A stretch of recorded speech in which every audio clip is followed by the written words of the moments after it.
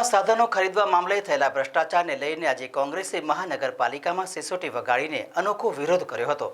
આજરોજ વડોદરા મહાનગરપાલિકામાં કોંગ્રેસી કાર્યકર અને વિપક્ષ નેતા ચંદ્રકાંત શ્રીવાસ્તવ તથા કોંગ્રેસ પ્રમુખ ઋત્વિજ જોશી સહિત તમામ કોંગ્રેસી કાર્યકરો વડોદરામાં ફાયર બ્રિગેડના સાધનો ખરીદવા મામલે થયેલા ભ્રષ્ટાચારને લઈને વડોદરા મહાનગરપાલિકામાં સિસોટી વગાડીને વિરોધ પ્રદર્શન કર્યું હતું। ફાયર વિભાગમાં સાધનો ખરીદી મામલે જે રીતે ઊંચા ભાવે ખરીદી કરવામાં આવી હતી તેમાં સિસોટી 3300ના ઊંચા ભાવે ખરીદવામાં આવી હતી, ત્યારે પાલિકાનું સમગ્ર પરિસર કોંગ્રેસના કાર્યકર્તાઓએ સિસોટીથી ગજવી મૂક્યું હતું અને ડેપ્યુટી મ્યુનિસિપલ કમિશનરને આવેદનપત્ર આપી રજૂઆત કરી સ્થાયી સમિતિ બરખાસ્ત કરવાની માંગ સાથે જે અધિકારીઓને સસ્પેન્ડ કરવામાં આવ્યા છે તેમના પર ફોજદારી કેસ કરવામાં આવે તેવી માંગ કરી છે। ચંદ્રકાંત શ્રીવાસ્તવ તેમજ કાઉન્સિલરો અને તમામ હોદ્દેદારો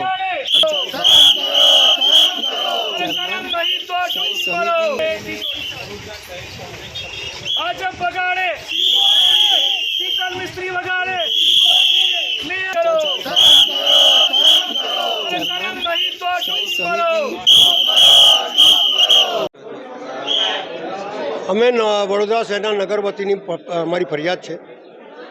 ત્યાં એક તો એ ભરતી ખોટી થયેલી છે। ભરતીની અંદર લાગવગ અને પૈસા બંનેનું લેનદેન થયું છે, કારણ કે લાયકાત વગરના માણસને તમે ભરતી કરો તો એ ડિપાર્ટમેન્ટ કઈ રીતે સંભાળશે? અને બંને ડિપાર્ટમેન્ટ લોકોને સ્પર્શે એવા ડિપાર્ટમેન્ટ છે। એક આરોગ્ય, જેની અંદર વડોદરા શહેરના નગરજનોનું સ્વાસ્થ્યનો ખ્યાલ રાખવાનો છે। બીજી બાજુ લોકોને આગ લાગે તો તાત્કાલિક ફાયર પહોંચવું જોઈએ એ જગ્યા પર। એક બાજુ ફાયર ઓફિસર ભણે છે અને બીજી બાજુ નોકરી કરે છે। આ કઈ રીતે શક્ય બની શકે?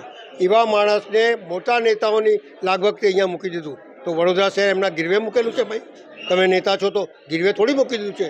એવી જ રીતે અહીંયા હાઈકોર્ટમાં કેસ ચાલતું હતું દેવેશનું, અને અહીંયા એમને ભરતી કરી લીધી તો કયા આધારે કરી લીધી?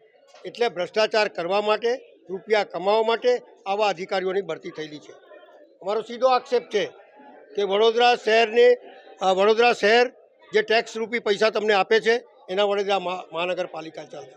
લૂંટ કરવા માટે નથી મૂક્યા તમને, અમને ટ્રસ્ટી તરીકે મોકલ્યા છે એ રોકવા માટે, પણ અહીંયા તો ટ્રસ્ટી જ એમની જોડે થઈ જાય છે। એટલે સવાલ એટલો જ છે કે આવા અધિકારીઓને સસ્પેન્ડ ના કરાય, આવા અધિકારીઓને પોલીસ કેસ કરાય અને આમને ડિસમિસ કરાય।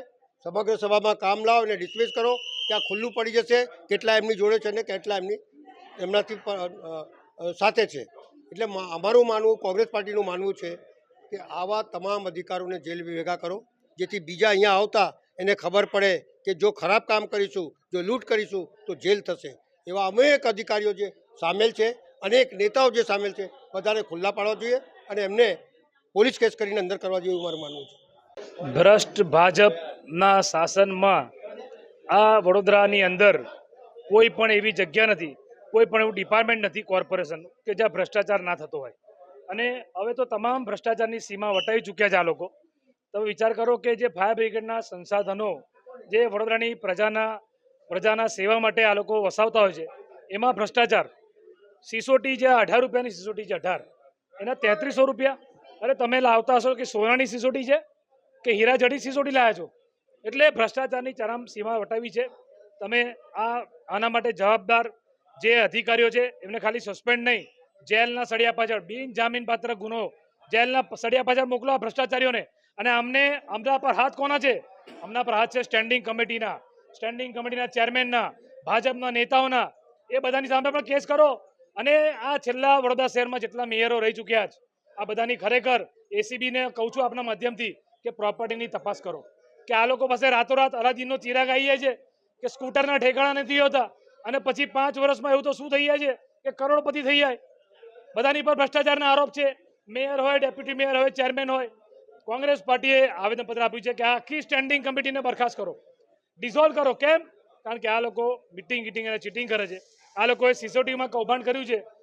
વડોદરાની પ્રજા આવનારા દિવસમાં ભાજપના નેતાઓની સિસોટી વગાડી દેશે, એમાં કોઈ શંકાના સ્થાન નથી।